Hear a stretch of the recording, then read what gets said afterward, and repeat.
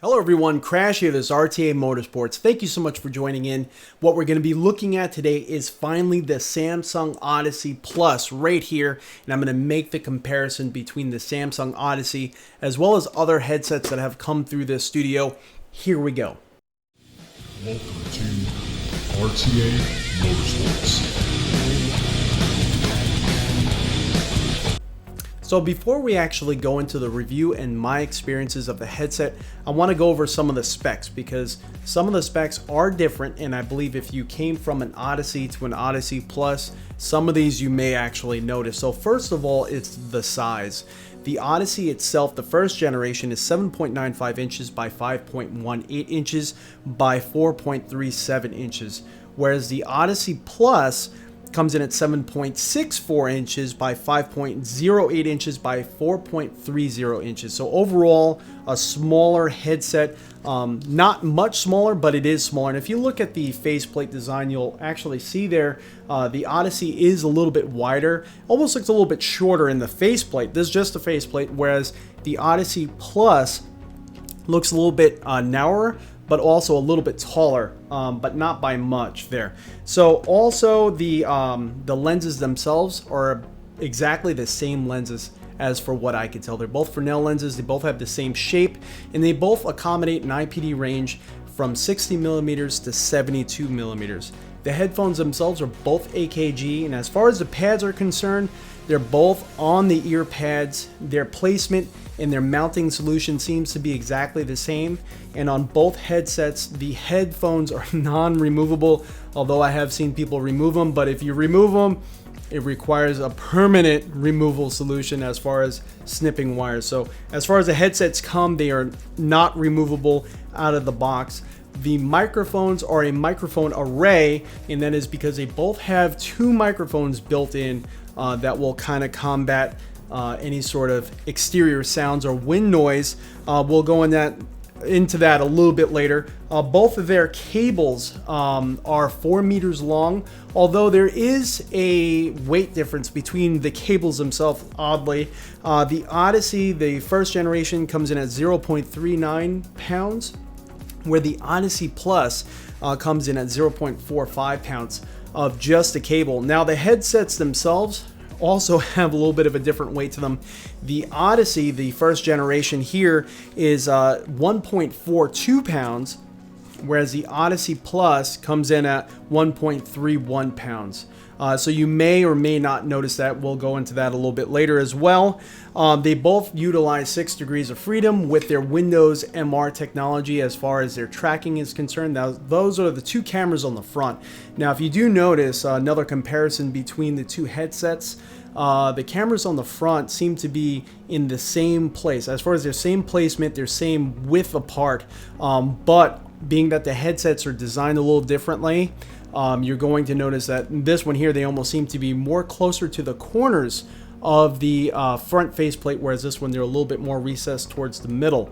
But the cameras themselves seem to be the same width apart on both. They both come with two controllers that utilize 6 degrees of freedom. They're the normal Windows MR controllers, and they seem to be the same controllers from one to the other with no real difference, as well as their packaging that they comes in the same box. As far as I can tell, the box looks identical. The boxes themselves are the same size and pretty much about the same weight. The big difference between the two are the screens. Now, they both have beautiful AMOLED displays, and they're both a higher resolution than you're going to find in most other headsets, except for the HTC Vive Pro, which has a Samsung panel on the inside. But the AMOLED displays within the two of them are the same resolution. It's 1440 by 1600. Again, an AMOLED display. But the difference is the Odyssey Plus has the anti-screen door effect technology built into it that we're going to go into a little bit later. Alright, now for the installation process, had to use that USB 3.0 on the back of the motherboard, the super speed one, because USB 3.0 on the front of the tower did not work, oddly enough. Then you just plug in your HDMI in the back of your graphics card, and then you should get a pop-up on your computer. Now, you do need the fall Windows Creators Update. No software to install, it just pops up immediately. You click Get Started, then you have to agree to the terms of service. Then after that, it's going to look over your system, make sure you have everything that is compatible with Windows Mixed Reality. Nice enough, in the Odyssey Plus, we already have Bluetooth built in. We don't need a Bluetooth dongle. Then you just choose the experience you want, whether you want seated and standard or room scale. Definitely try to get room scale if you can, and it's just going to let you know how to set up your experience, make sure everything is free and clear, and it's also going to warn you that you need to have enough light in the sensors in the front cameras for it to actually track. That's what that warning is that's popping up. So you just point it, center it to where your monitor is. That's what we're doing right now. And once you do so, it's basically going to walk you through the process of setting up room scale. Oddly, very, very similar to the setup process for Steam VR, although this is pretty darn simple at this point. So you just click the trace. You can see us there. We are live right now, about to trace, and then from here you have to make sure you can see the reticle on there. It's going to show you where your headset is pointed, but it tells you to make sure your headset stays pointed to the monitor. Now, I did kind of drift away from doing that a few times, and I did not notice any sort of issues with it still tracing the boundary. So you know, you have a little bit of leeway there. Just make sure you kind of try to follow the rules as much as possible so that way you have the best experience as possible. And you can see us walking around the rig there, kind of trying to avoid that. Once you're done, you just hit accept. Basically, you're accepting the traced area that you do now. Now this is for Cortana. If you're sim racing, I recommend you kind of skip that because we actually had issues with it knocking us out of races because it thought we were saying something to it instead of just to the viewers. And then from here you basically get put into a little experience that is just a demo of what's going on. It kind of teaches you how to use the controllers, the headset, what to look for, how to teleport, as well as how to select things. So you can see we have both of the Windows Mixed Reality controllers in our hands. And again, these are the same Windows Mixed Reality controls that comes with all the headsets. You can see the little LEDs there lighted up, and those LEDs that are lit up are actually how the headset tracks the headset itself. I mean, it tracks the controllers itself, besides the fact that those controllers also have internal gyros. So if you do lose tracking of the controllers, the gyro will still enable you to roll your wrist if you're selecting something or shooting at something. So right now it's bringing us through the tutorial. We just have to select these diamonds, and then we go through the different platforms, and at the end you get to go to the Cliff House, and there's actually two different experiences you could go into. This is the Cliff House, and then you're all done. That's pretty much just the installation right there. Alright everyone, this is the mic array from the Samsung Odyssey. I'm Crash, this is RTA Motorsports. I hope you all are enjoying this, and I hope it sounds great.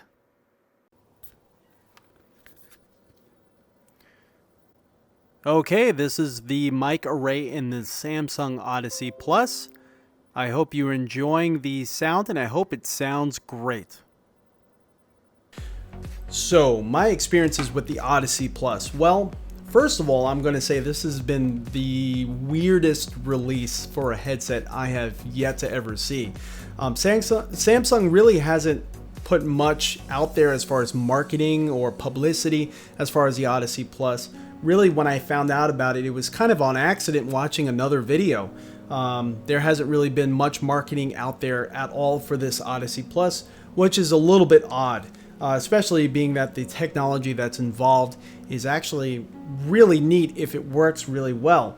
But also, I haven't ever really been a part of such a polarizing release for a headset. It seems to be a lot of the users and a lot of people that have purchased this headset really have either one opinion or another, and there's not really many people like in the mid ground. Now, when the Odyssey first came out, it was known as the premier Windows Mixed Reality headset. It was the best one.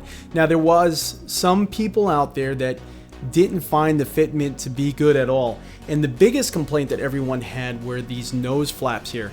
Now, the nose flaps, a lot of us, what we do is we just fold them over and we fold them behind the lenses like that, and they are out of the way. You can see this one's folded back there, and that's pretty much the end of it, or some people even go as far as cutting them.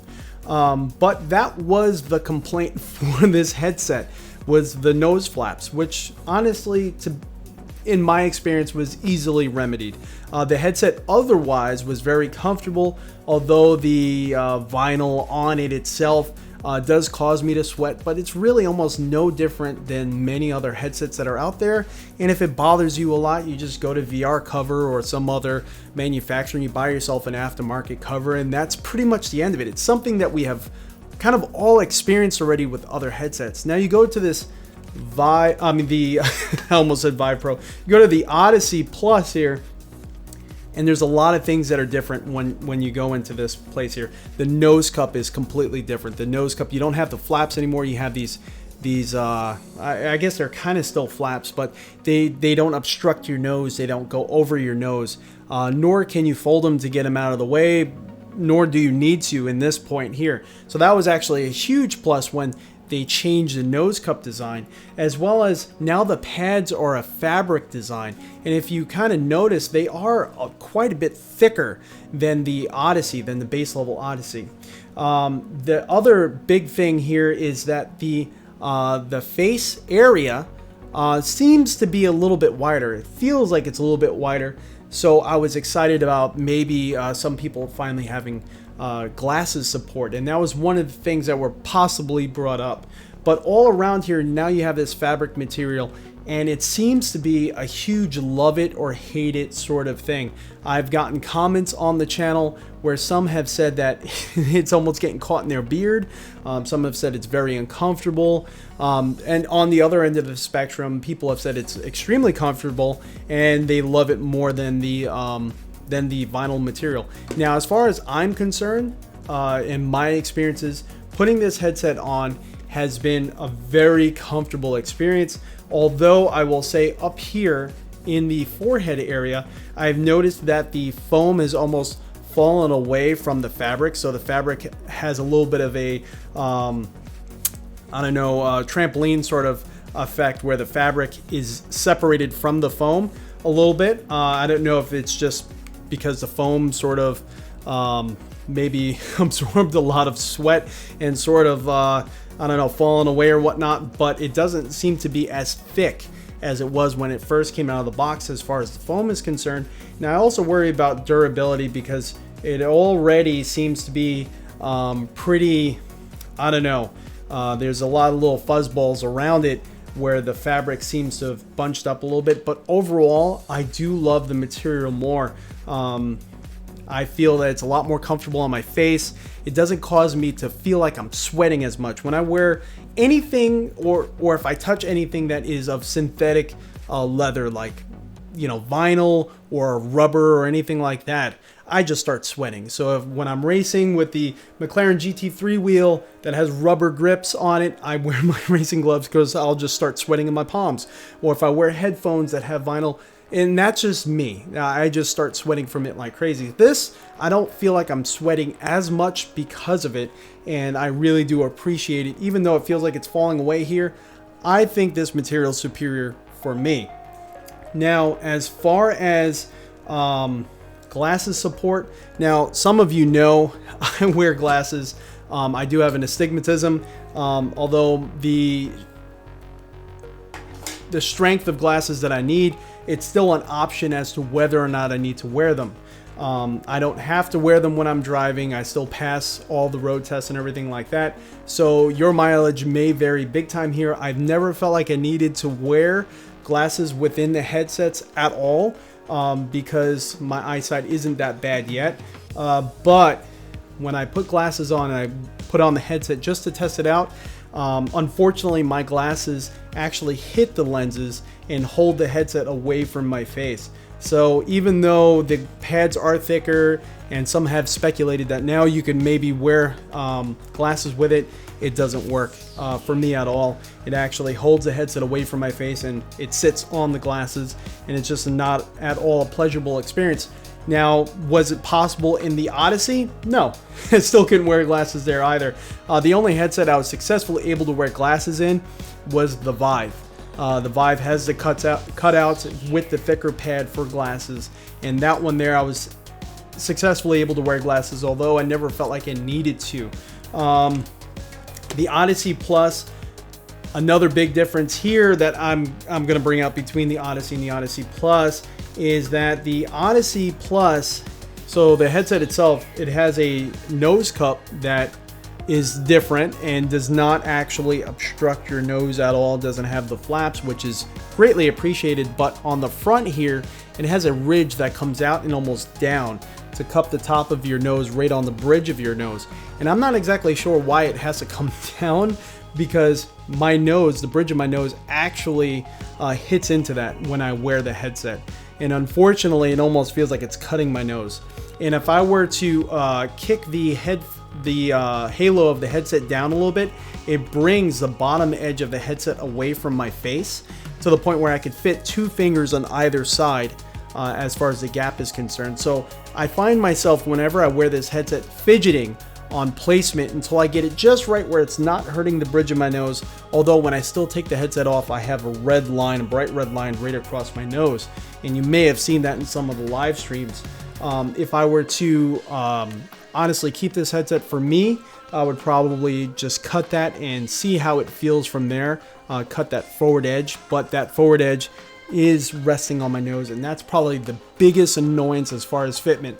Now, I do also notice a huge amount of light bleed here. Now, you can notice here the differences in design between the nose cups between the two. This one's huge. It's extremely wide as compared to this one here. Now, there is a lot of people out there.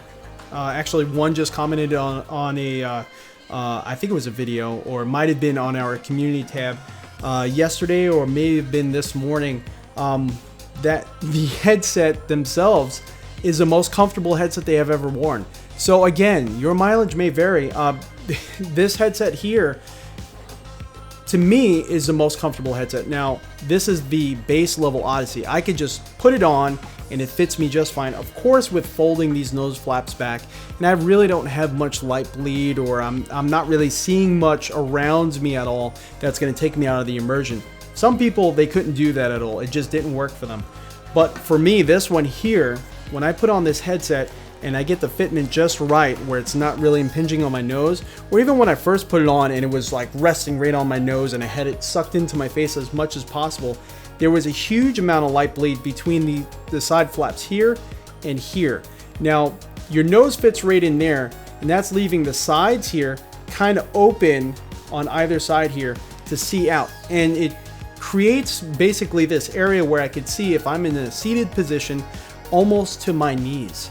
So you can kind of get an idea for a lot of us sim racers out there, or anyone else that is in like flight sims. I could see almost to my knees on both sides. And when I'm walking around and I'm doing any sort of standing VR experience, I could definitely see my feet in the floor around me for a little bit. Now, in a lot of experiences like super hot VR or anything like that, you're very involved in the experience that's ahead of you. So that may or may not ruin the immersion for you. But so for me, when I was in a race, when I was actually racing, like in Assetto Corsa Competizione or in iRacing, I didn't really notice it because I was so involved with what was going on ahead of me. But for me, that was another huge issue there, was just the amount of light bleed. Unfortunately, I'm also experiencing a lack of seal between the width of the headset here. And this is actually something I have heard quite a bit on other reviews. The sides of the headset here, it does feel like it's a little bit wider. It didn't really measure to be wider. I think it's just the design of the headset is a little bit different. The very sides here don't seal on the side of my face. And if there's light behind me, I do notice light bleed coming in through the sides. Not enough to really obstruct the lenses at all, because the lenses are so close to my eyes. My eyelashes don't touch, but I don't notice any light coming in on the lenses. I notice light coming in on the sides here in my periphery. So that may or may not affect your experience at all, but a lot of times when we sim race, we have the light ahead of us, not really behind us. So I don't really notice that too much, but when we were reviewing and I had the lights on in the room and I was walking around in super hot, I did notice light coming in through the sides as well. So that's been my fitment experience, and unfortunately it has greatly sort of pushed me back to the base level Odyssey, because just the sort of in my experience, a step back Samsung has taken to try to accommodate everybody with this humongous nose cup here. Unfortunately, this rubber edge is just cutting on my nose, and it's to the point where sometimes it could be a little bit painful, because as you're racing, as you're moving your head, the headset, if it moves just a little bit, it's just enough to create an annoyance, and then I got to reshift it while I'm trying to race and I'm moving it around. It's just too much. Also, for some reason, I noticed that the Samsung Odyssey, although the lenses are the same shape, they're both Fresnel lenses, the base level Odyssey seems to have a larger sweet spot. I measured it, it's not any different, but I think it's just the way it's fitting on my face. It feels like the sweet spot on the Odyssey is a little bit bigger. Whether it is or isn't is a totally another story, but I think it mostly comes down to fitment in that case. The headphones themselves on both, they're both AKG headphones. Overall, they sound exactly the same. They both sound phenomenal. They're both very good headphones, and they both get extremely loud. I really do appreciate both headphones on both of them, and I'm glad they didn't really change them, because their placement on both of them when it's sitting on my head feels exactly the same, which is actually a comfortable placement for me. I know some people, they want to remove these because they say it just doesn't fit them right, or they have headphones that fit them better. To me, as far as the placement on my head with this headset, it fits just over my ears just fine, and it's super comfortable for me. So I've never had problems with the headphones, and I greatly appreciate that they didn't really go ahead and change that at all. So now let's go over the through the lens shot, and then we're going to go over my experience with the lenses, with the screens themselves, and I'll give you my wrap up.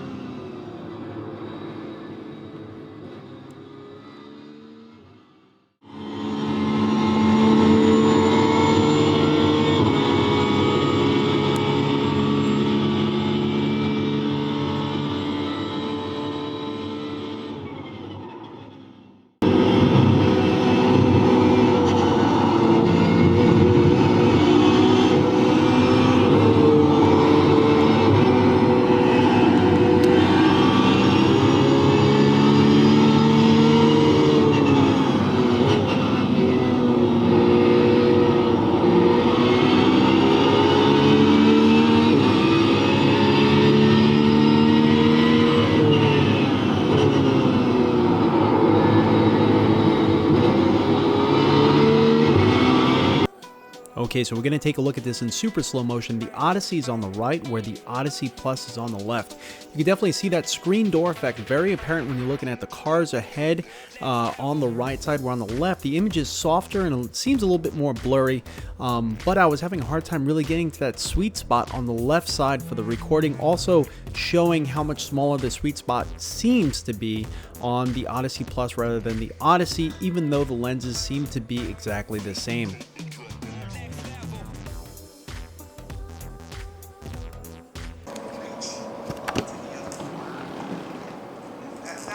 That's a little unacceptable. You can use extenders, so do not think I'm saying it's unusable for people with bigger rooms. You can use cable extenders, and people have used it with no problems.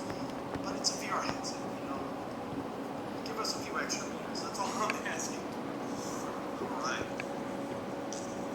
And left of the box cover is like a really nice sort of silky.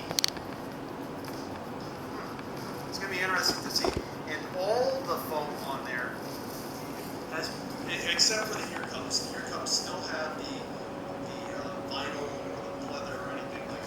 however you refer to that. Still has that. The design looks very similar. But all right, hopefully you enjoyed those through the lens shot. Now, there's one thing that I need to bring up, and it's the fact that the screen door effect on a lot of these headsets like the Samsung Odyssey and the HTC Vive Pro, it is hard to see, but it is there. And there's something that I never did, and that was, you know, go into that simulated theater in the compositor and actually watch movies. That's something I don't do because that's the only time that I notice the screen door effect. When I put on the Odyssey Plus, I don't really notice the screen door effect. It kind of creates a ghosting sort of where the screen door effect would be, but it's not something that I really notice at all. And I could see that if watching movies in the headset, which a lot of people do, is something you do as well, the Odyssey Plus is by far, hands down, a clear winner. To me, I know that this has been something of a polarizing thing. Some people say that the headset itself comes across as much blurrier than the Odyssey. Now, I'm not exactly sure if it's the anti-screen door effect technology, because what it's doing is almost creating like an anti-aliasing. It's lighting up the area between the pixels and blending the light from one pixel to another, which could create a blurry sort of effect. But the resolution is such that I don't know if I'm noticing the blurriness from that or the fact that we're still on the same resolution. I think if they could take the resolution, apply this technology, and just bump up the resolution a little bit, that would be hands down a clear winner. But to me, I could kind of see on small text where they're getting the idea that it's blurry or kind of blurry looking, but again, I'm not sure if that's the anti-screen door effect technology or just the fact that we're on the resolution that we're on and there was no change in resolution. So to me, the panels in this display are by far much more superior than this one, to the point where I have spent day in and day out trying to come up with excuses as to why I should keep this headset and maybe modifying the headset, cutting this nose flap here, trying whatever I can to make it fit me, but simply I cannot get over the fitment for me. So the one question I get asked often is, should I buy the headset? How's the fitment? How are the screens? Well, if you're watching this before Black Friday, Samsung's doing a deal for $299. I believe this VR headset, or even this VR headset, is an absolute steal for $299. Another complaint I get is the headphones. Well, to me, and this is where this entire thing is a little bit odd, because VR is a very personal experience. For me, the headphones are in perfect placement and they sound amazing. I never wanted to remove the headphones. There's a lot of people out there that say the headphones don't even work for them. It doesn't even reach their ears. And that's where this entire experience, again, is a personal experience. To me, I would say buy the headset if you're considering buying the headset. If you have the system to drive these headsets, buy it. And if it doesn't work for you, just return it. I think this headset is worth every bit of the $499 if it fit me perfectly. And I would be happy with spending that much. And the fact that they're doing the $299 Black Friday deal in America here, and it almost is like making me try to come up with excuses as to why I should keep the headset for $299. Unfortunately, it doesn't work for me. Again, very personal experience. It just doesn't work for me fitment wise. I think the lenses work just fine. I think the screens are amazing. I love the technology. I love the pads. I love the headphones. But it's just that nose cup and that fitment and the light bleed that is just not working out. Every time I throw on the Samsung Odyssey, it has this level of adjustability that is not seen in the Odyssey Plus, where the front faceplate comes out a little bit. We covered that in the first look. I don't know if it's that's attributing to the better fitment, or if it's just the faceplate design itself where your face fits in. It's just not working there for me. But again, there's a lot of comments back and forth. It's a personal experience. So overall, like I said, It's a great headset, great design in their screens, in their technology. I love their headphones, and if it fits you, it's going to be an amazing experience. I think so. If it doesn't fit you, it's not going to be an amazing experience. And unfortunately, the only way you're going to know that is by trying it or by buying it. So this Black Friday, you don't have this headset, you're considering it. Should you buy it? I think so, because you could always return it if it doesn't work. So that's my opinion there, and that's the review of the Samsung Odyssey Plus. I'm Crash, this is RTA Motorsports. If you have any questions, leave them in the comment box below, and I'll try to get back to you as soon as possible. And again, have a great day.